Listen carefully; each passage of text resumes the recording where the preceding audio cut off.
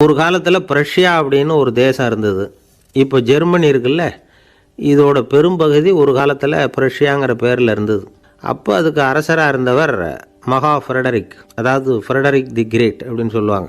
அந்த ராஜாவுக்கு ஒரு சந்தேகம், நாம் பல வகையான வரிகளை விதித்து வசூல் பண்ணுறோம், அப்படி பண்ணி வருமானம் குறைஞ்சிக்கிட்டே போகுதே, இதுக்கு என்ன காரணமாக இருக்கும்? இதுதான் அவருக்கு ஏற்பட்ட சந்தேகம். ஒரு சமயம் அந்த அரசர் தம்முடைய அமைச்சர்களையும் பிரபுக்களையும் தளபதிகளையும் கூப்பிட்டு ஒரு விருந்து வச்சார். விருந்து முடிஞ்சதும் அவங்கள பார்த்து இந்த சந்தேகத்தை கேட்டார். வரிகள் அதிகமாக விதித்து வருமானம் குறையறதுக்கு என்ன காரணம் அப்படின்னு கேட்டார்.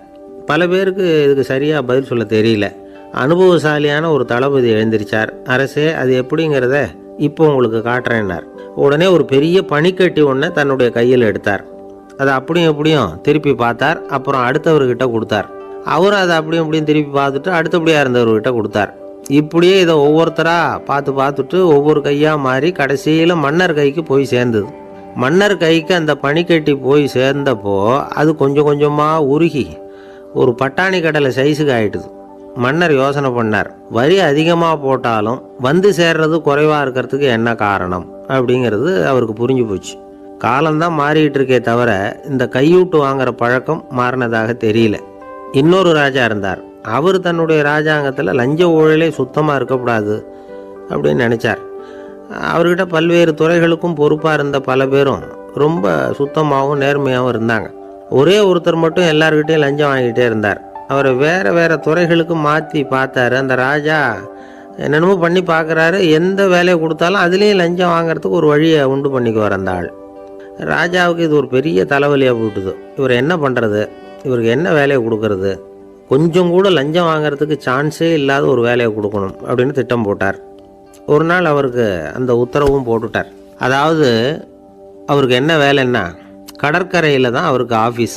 அங்கேயே இருந்துக்க வேண்டியது. தினமும் எத்தனை கடல் அலை கரையில் வந்து மோதுது அப்படிங்கிறத கணக்கெடுத்து ராஜாவுக்கு தெரிவிக்க வேண்டியது.